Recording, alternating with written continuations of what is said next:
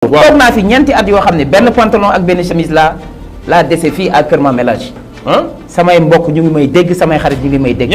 ñeenti atu yàlla yoo xam ne benn pantalon laa am ak benn chemise si ay jafe-jafe ay tar-tar yoo xam ni du yaa fuusoo maanaam jàng nga dem nga bitim réew jàngi ba ñëw mais ñibbisi nga réew mi dëgër nga nekk si ay tar-tar yoo xam ni avec une famille à entretenir. xam nga sëñ Pape. waaw. juddu nekk kenn ci sa wéjuru góor. waaw man yàlla dogal na maay sama taawu yaay. di sama taawu papa. sama papa man kese la am ci doom décédé. il a vécu 37 ans sama papa fanweeri at ak juróom-ñaar la am génn àddina ñu koy wax Idrissa Dieye. Idrissa Dieye. jàngale na fi Kaba Sall pendant 20 ans. waaw. bi muy dem di làqu man fukki at ak ñett laa am di xale bu ndaw. 13 ans 13 ans laa am. si ku sa waajur wu góor génn àddina day mel ni daal daanaka sax say bët day fat boo amul ay nit ñu baax ay kilifa yoo xam ne mat nañ kilifa yu la doomoo teg la si seen wet maanaam da ngay perdi li wolof naan da ngay perdi.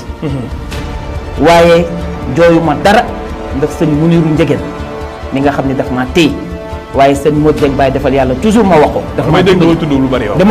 dama leen di tudd lu bari. waaw gis nga bi ma nee cëpp. waaw.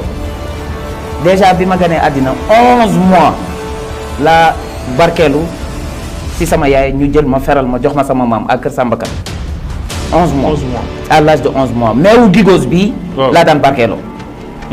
sama yaay boobu muy liggéey mënu ma boole ak liggéeyam moom mu nekk à Bambey man ma nekk Kër Sambakan fa laa nekk ak sama maam Mariétou Wade ba am entrée en sixième. door a jógee Kër Sambakan dem Bambey continuer sama cycle collège waaye diggante boobu yépp nekkuma ak sama ndey nekkuma ak sama baay. donc gisuma si kenn sama maam daal laa nekkal yàlla nag nattu woon ma si laax. ci laax. waaw. su may xëy di jàngi daal mënu ma na nga góorgóorlu bu baax Ablaye na nga góorgóorlu loo bëgg ma toggal la añ ma ne ko laax. waaye gis nga dëkk bi bu rang bi defee nii rang wàcc bi bu ñu defee nii en rang. maay ne sa kanam sama jàng nag mosuma ko fooy. waaye sëñ Pape bi ma nee cëpp États-Unis xaw ma fa kenn. bi nga ne. bi ma nee cëpp États-Unis pour la première fois. xaw ma fa kenn. j'étais parti dans le cadre de ma thèse de doctorat xaw ma kenn Amérique. ma ni cëpp États-Unis New Jersey ak samay bagages. noonu laa continuer daal di dem Ohio Columbus. waaw sama deuxième voyage ma daal di dem Detroit dans le Michigan. ñaari voyage yépp fa ma jëm xaw ma fa kenn xam-xam moo ma yëkkati woon. xam-xam moo ma yëkkati woon. jar naa dem ba Chine ni ko Rasulullah sallallahu alayhi wa sallam waxee. France dama faa sonn.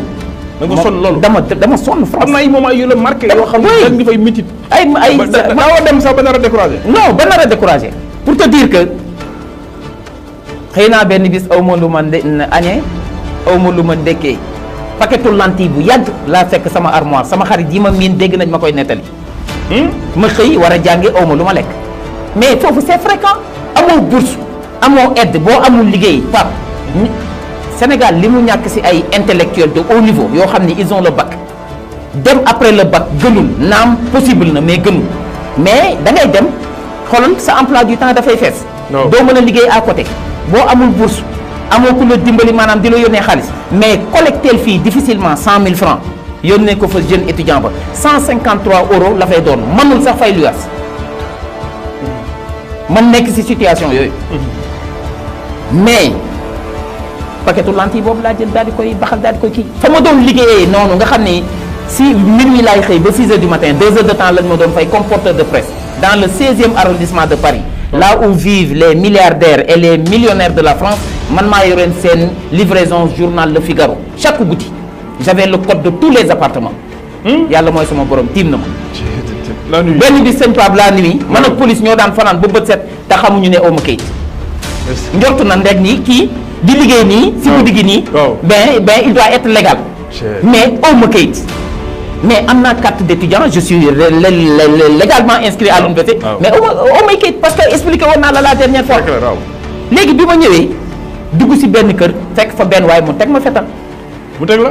mu teg ma fetal man dama demoon jàngi xam-xam di liggéey pour suturlu dimbali sama waaju di liggéey guddi dans le noir ni kapaj buntu appartement waa ji xam naa daf ma tegoon nitu guddi wala kuy dox wala genre yooyu teg ma fetal ni ma dama lay rey loo fi wut ma wan ko datu quotidien Le Figaro bi ni ko monsieur je suis désolé je suis étudiant je travaille comme ça me permet de subvenir à mes besoins waa ji ma wan ko datu journal bi xanaa war na la doy seede ni journal bi ñu ngi koy door a génnee si guddi gi dama koy indil ñi nga xam ne ñoo ko moom comme livreur je travaillais comme livreur de presse comme porteur de presse léegi nag bi ma ñëwee waa ji gëw ma na retiré ma ni ko tiireel nga xoolal maa la ko wax sëñ Ba tiire waa ji kat yi kay ma ni ko tiireel xam naa nag xëy na tax ko di ko dafa ànduloon ak sa bopp ma dem wax ko sama boss mu ni ma dama lay remplacer dama lay jëlee secteur boobu yàlla xam na ni ma ni ko du si am damay retourner foofu damay liggéey damay daan sama doole su ma rayee ma xam ni dee na yàlla moo ko tuddoon bàyyi man duma koy daw li may wax nii suñ ñi ma xam-xam na ñi du ma waxam nii la demee li maanaam souffrance yooyu du tàqalikoo ak yow da nga siy sant yàlla. mais li nga wax aussi nii bi ngay def sama thèse de doctorat da nga tëb miir ci Ablaye loolu lu mu demee. maanaam man aw may kayit. waaw je suis légalement inscrit à l'université avec un professeur qui me suit en France au département d'anthropologie et de sociologie de Paris 8 avec un professeur qui me suit à Gaston Berger j'ai fait une thèse de co-tutelle avec double encadrement moo waral 2 doctorats yi léegi nag nee naa la Sarkozy bind naa ko mu tontu ma ni ma demal sous préfecture ñu jox la say kayit ma dem ñu ni duñ ma jox kayit mais ma war a soutenir sëñ Pape est-ce que xam nga soutenance thèse de doctorat il te faut 3 ans 3 ans ak 350 pages man j'ai soutenu ma thèse en 2 ans ak 641 pages 600 man am naa thèse bi. yónnee naa la thèse bi. gis nga ko. waaw man kay nee naa soxla bi mu bind lii fan la newoon. parce que man est-ce que da nga nelaw. boo nee ma au moins au plus wala nga ni maanaam au plus man sa plus man laay dem toog ci prix ka nga xam ni yor na setal la ndox di ko duy te feesul wala mu jëfandiku ko ba noppi te duyaatu ko. nit. war ngaa jombale sa bopp. jël setal la ndox wala lu mu mënti doon di wut ndox di ko duy à moitié wala au 3/4 plein. déggoo ma de dans la vie courante sax yow maanaam sa grandeur u ambition dafa war a déteindre si say activité fa nga aj sa yéene ak sa rythme ak sa passif li ngay def daf saa war a feeñ maanaam tey jii man su ma jëlee seta la tiim daali nii di duy wala robinet bi man du ma duy seta la mukk au 3/4 wala mu des tuuti wallahi alazim yàlla mooy sama borom seta la su ma koy duy dama koy duy ba mu fees dell su ma ko utiliser ba noppi dama koy duyaat ba mu fees dell teg fa ndax nit dina ko soxlawaat sama ginnaaw li waral feesal bu njëkk bi mooy. su ma ko feesalul day mel ni man li ma bëgg matu. day mel ni li ma bëgg matul. day mel ni li ma bëgg matu. te man toujours rek le plus important ak le plus élevé moom ngay viser waaye boo ko duyee bi jëfandikoo ba noppi waa ji duyaat ko teg ko fa. nit dina ko soxla sa ginnaaw bu sa jëfandikoo yàlla bindal la tuyaaba donc nit war ngay bàyyi xel ñeneen ñi waaye war ngay yëkkati sa himma ak sa yitte ak sa passif maam Cheikh Ibra nee na farlu leen si yitte ndax yitte mooy yattu bunt. Cheikh Ibrahima Fall. Babul Mouridine loolu la wax farlu leen si yitte ndax yitte mooy yattu bunt. mooy yattu bunt. mooy yattu bunt sa maam El Hadj Mouhamed Ndieguène bu nit. di yoggi yambare bëggul lu baax bëggul boppam fonkul boppam. nee la lay teg. du la tooñ du la wax safaan du la ko def mais du seq ak yow dara ndax bëggul ko yambare bëggul ko yox maam Alaaji te nag bu doon sax as lëf yaroon nañ ko ci keppaar. dans la vie il faut se donner de grandes ambitions aux grands hommes les grandes ambitions aux petits les petites ambitions. est-ce que xam nga ni impossible bi ñu topp nii. di ko tàccu impossible mënoo ne jëlal apostrophe bi dugal ko diggante i bi ak m bi ça te donne I am boo ko anglicisé daf la jox I am possible. c'est très clair. impossible boo ko bindee en lettre capitale nii. IMPO2SIBLE. nga dugal apostrophe bi entre i bi ak m bi. boo ko anglicisé daf la jox I am possible. même l'impossible te dit qu'il est possible. En développement personnel l'impossible n'existe pas. waaw parce que tey moom ci ñi tey parce que dama wax ci Ablaye léegi moom dañuy fas yéene jotaay bu ñu am dañuy jël benn fàcc parce que keroog dafa am yu bëri yu ñu jël te amuñu woon temps bi mais cette fois ci tey ci développement personnel la ñuy wax développement personnel Cheikh Ablaye mais balaa ñuy dugg ci loolu. très bien bala ñuy dugg ci loolu. waaw toog naa fi ñeenti at yoo xam ne benn pantalon ak benn chemise laa dese fii à Kër Mamélage. samay mbokk ñu ngi may dégg samay xarit ñu ngi may dégg. ñeenti atu yàlla yoo xam ne benn pantalon laa am ak benn chemise ci ay jafe-jafe ay tar-tar yoo xam ni du yaa fuusoo maanaam jàng nga dem nga bitim réew jàngi ba ñëw mais ñibbisi nga réew mi dëgër nga nekk ci ay tar-tar yoo xam ni avec une famille à entretenir. bi nga jógee France. bi ma jógee France ñëw benn tubay def naa ENA niveau A ba entretien avec le jury ñu téye ma jamono yooyu la woon 4 ans yoo xam ne benn tubay ak benn pantalon laa am boo ma gisee da nga may yërëm am na sax ñu foogoon ñu doon wax la neen mais ils n'ont rien compris. lan moo nekkoon sa force.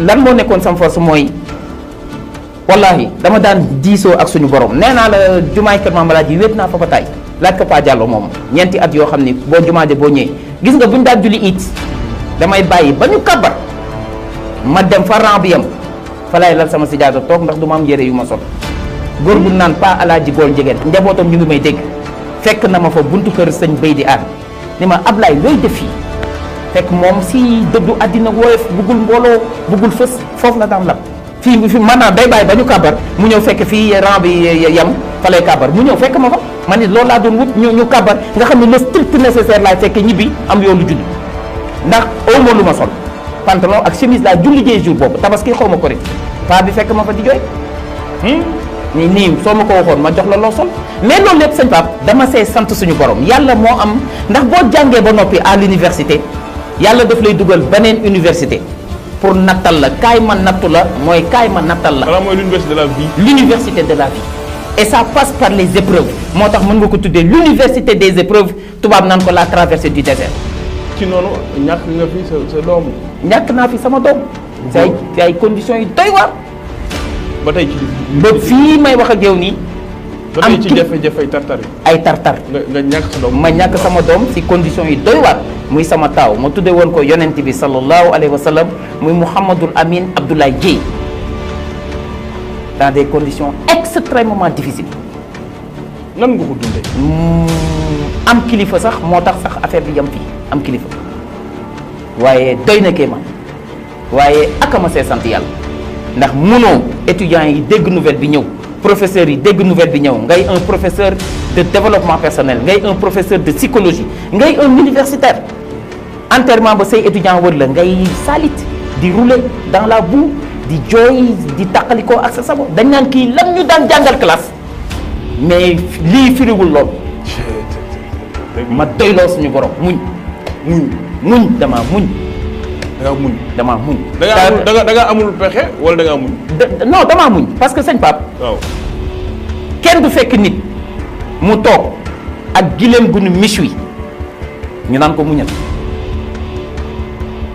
dañ lay fekk si lu tar lu diis lu wex xat doo xam noo koy def su boobaa fa la muñ di amee solo waaye yow mii ñu yekkal la fii méchoui bu baax ñu naan la sëñ Pape muñal looy muñ foo ko dégg rek nit ki mu ngi bëgg dee waaye aka am salaire moom muñ parce que yàlla nee na maa ngi ànd ak way muñ maa ngi ànd ak ñii muñ man yàlla suñu borom maa ngi ànd ak way muñ wasbir kama sabara ulul azm min ar-rusul mu ngi noonu loolu la yàlla wax yonent bi maa la ko wax inna allaha ma'a sabirin tamit jeex na tak mais boo amee sëriñ nii maanaam faaw fa mu jaar am jeexital ci sa dund te ñun suñu mag ñëpp ils ont mené une vie de résistance maanaam àddina faaw nga xam ni yoon bi ce n'est pas le chemin qui est difficile, c'est le difficile en tant que tel qui est le chemin. Le président Abdou Diouf il aime beaucoup cette citation. mënoo ko interviewé mon président Abdou Diouf seen pap nee na bëgg na loolu ci mënoo ko interviewé. waaw ba interview bu jeex man maa la ko wax. waaw te neewu la kii que God a dit ce n'est pas le chemin qui est difficile mais c'est le difficile en tant que tel qui est le chemin. maanaam yoon wi mettiwul jafewul metti ak jafe-jafe mooy yoon wi loolu la kii que God wax loolu ëlëm xelu Abdou Diouf ba mënoo ko interviewé te waxu la loolu. te yoon woowu ni mu jafee lan nga war a mel pour mën a jàll ci yoon bu jafe boobu. dama daan waxtaan ak suñu borom di en méditation naan ko man nga lépp ba mu des toroxal sa jàmm. nga koy wax loolu yow. ma koy wax loolu yàlla yow suñu borom tëlewoo dara boo amee looy télé benn biir lay doon muy doo tooñ sa jaam doo ko toroxal Pape ma xam fi ma jëm accroché wu. xamul nga fi nga jëm. xamoon naa fi ma jëm accroché wu gis nga am na yoo xam dafa doy kéemaan sax gis nga jamono yooyu 4 ans yooyu mais am na si boo xamante ne si la maam Abdou Aziz Dabakh wàcc gis nga bi maam Abdou wàcce musuma woon dem Tivaouane wàcc nii en chair et en os dama daan romb rek dem UGB dem jàngi man nag ay kilifay politique yi ngay dégg ñu bari ñoo nekkoon woon à l'université Gaston Berger du ma lim su ma limoon nga sëñ bi nga taf sa kii ñoo dëkkoon am na ñoo xam ne sax maa leen jàngal karaté du ma tudd yàlla sedd na ko mais bi maam Abdou Aziz Dabakh wàcce man la mës a teg sama tànk Tivaouane def naa fa 3 jours.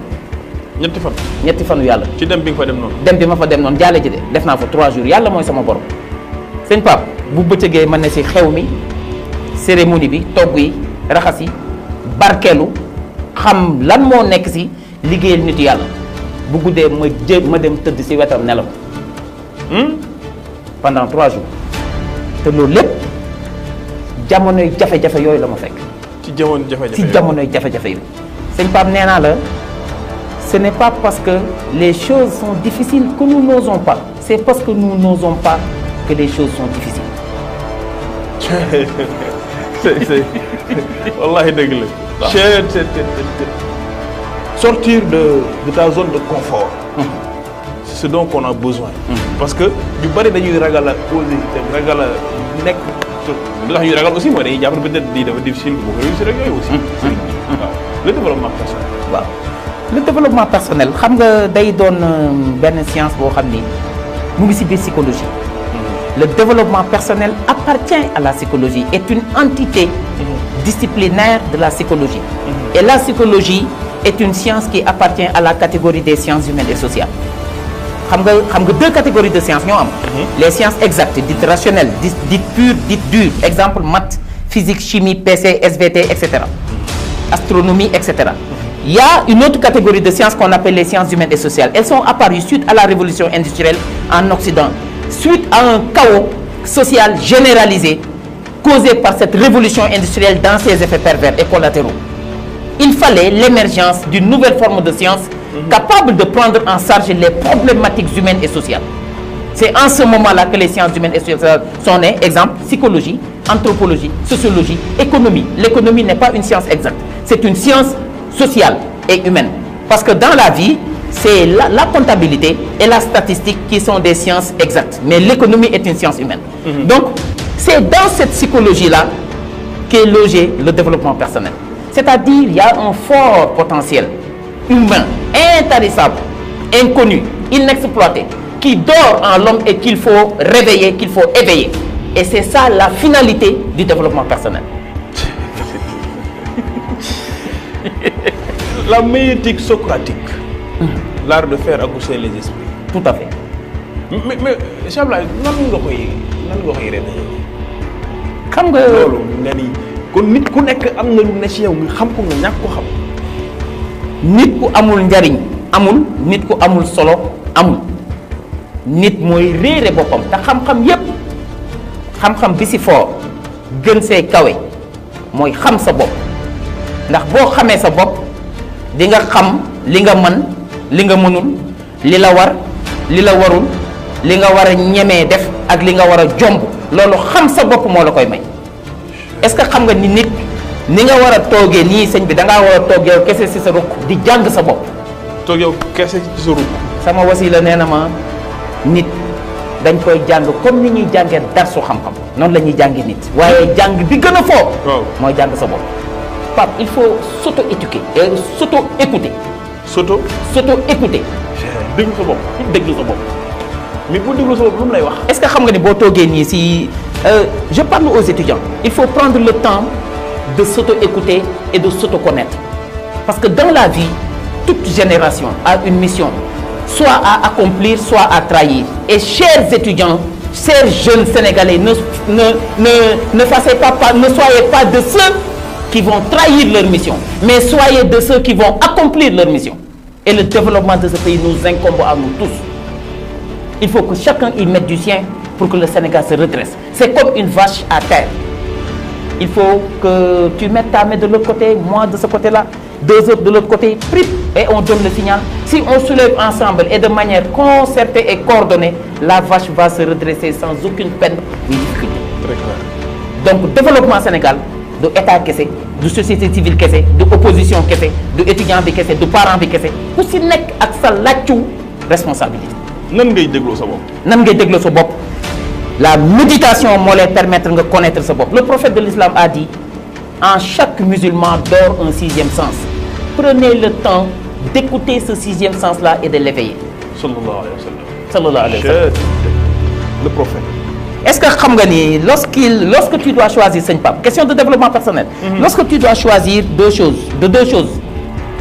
la chose qui t'attire le plus, qui plaît plus à ton âme charnelle, c'est pas le bon choix, c'est pas la bonne chose à prendre.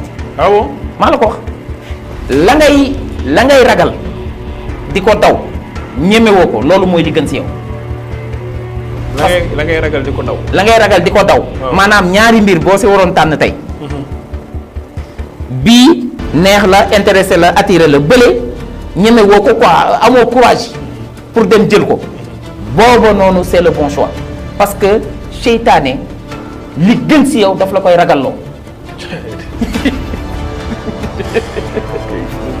daf la koy ragalloo daf la koy dawloo daf la koy diisal ba yow doo ko ñemee gàlloo nga jàpp ni lii mënu ma ko réaliser. nga jàpp ni lii mënuma ko réaliser nee naa la les Anglais disent que la seule limite reste le ciel et personne ne l'a encore touché. Dans la vie, il faut en permanence, dans le développement personnel, il faut en permanence se remettre en question, c'est-à-dire se poser des questions. Moi, écoute de soi. La personne doit se remettre en question. Qu'est-ce que cela veut dire se remettre en question? La personne doit se poser des questions. Question yooyu yow yaay émetteur bi yaay récepteur bi yow yaay interlocuteur bi kenn amul tontu li ku dul yow mii nga xam ni kenn gënu laa xam sa bopp. wallahi dëgg. te dans la méditation da ngay dégonfler boo toogee nii yow kese dara perturbé wu la dara dérangé wu la sëñ Pape boo ko yëgee ak boo ko yëgul yëpp yaa ngi dégonfler da ngay toog ba si yàgg beneen air nouveau beneen souffle moo lay dugg nga beesaat taq si himma ak iradatu ak pas-pas ak pastef sëñ Pape ku la raw daf laa ëpp pastif ku la raw daf laa ëpp yitte ku la raw daf laa ëpp détermination. Rien dans la vie ne peut se construire sans ces 4 D, ces 3 F, ces 3 C et ces 4 P. Lesquels? Dans le développement personnel, les 4 D, c'est le désir de le faire, le premier D, Pape. Le désir de le faire. Le désir de le faire. Ah, parce que il faut que désir ko pare. Très clair. Devant une ambition, devant un projet et un dessein, EIN, il faut désirer le projet. Il faut désirer la chose. Au-delà d'un simple plaisir béat, tu dois aller au désir. Le désir est plus fort que le plaisir en psychologie. Le simple plaisir, si tu ne le satisfais pas, il n'y a pas mort d'homme, il n'y a aucun souci. Voilà, tu attends la prochaine fois, tu remets ça. Mais le désir ne te quitte jamais tant que tu ne l'auras satisfait. Devant un projet et une ambition, on doit être hanté par un désir de le faire, le premier D. Le deuxième D, la décision de passer à l'action.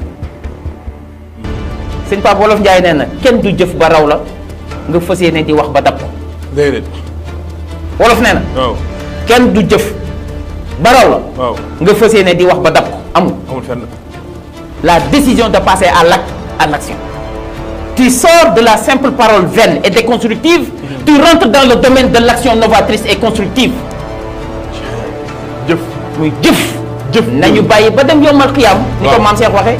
ba yàlla fay wax bàyyi jëf. daal di ni jëf jël. Les grands hommes ont toujours laissé leurs actes faire du bruit et non pas leurs paroles. dara du jëf jàpp ak tiim du benn. boo jàppee yaa moom jàpp nga téye nga mu ngi si sa loxo boo tiimee da nga koo tiim rek tegoo si sa loxo moo ko rëcc na la. mooy diggante mooy différence bi am ak jàpp ak tiim moo tax mag ñi daaw ñu tiim. parce que solution simpliste la. solution simpliste. solution simpliste la. Troisième des sëñ Pape. La détermination. Détermination. bi ma demee États-Unis dama mos denk si benn salon. de médecine accompagné woon sama benn xarit di ko traduire en anglais. waaw suñu benn xaritu Modou Modou. maa ngi gis ñu tapé foofu parce que foofu léppay wax ak yow même t-shirt yi dañuy wax ak yow. Il y a des proverbes et des adages qui sont écrits sur les t-shirts et qui te rappellent ton pays, tes valeurs, ta source, ta culture. ñu bind si winners must have two things: definite goals and burning desire to achieve them.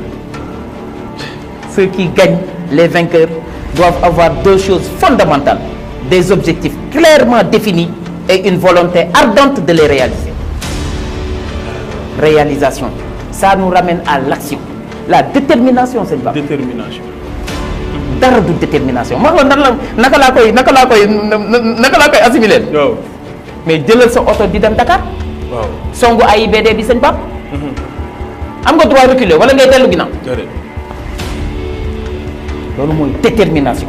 Qu'il pleuve, qu'il neige, qu'il fasse beau ou non, que le soleil soit là, que tu aies des problèmes ou pas, tu ne renonces pas à ton objectif. C'est la raison pour laquelle en développement personnel, lorsqu'on est dans la réalisation d'un but, d'un dessein et d'un objectif, on ne doit en parler qu'aux gens qui nous encouragent. incha allah li wax ko ci wolof ndax nit ñi dégg ko li nga wax nii très clair parce que gars yi ak a ñoo mën damay def li ñu lu doo ko réussir bu ko def. boo amee yéene.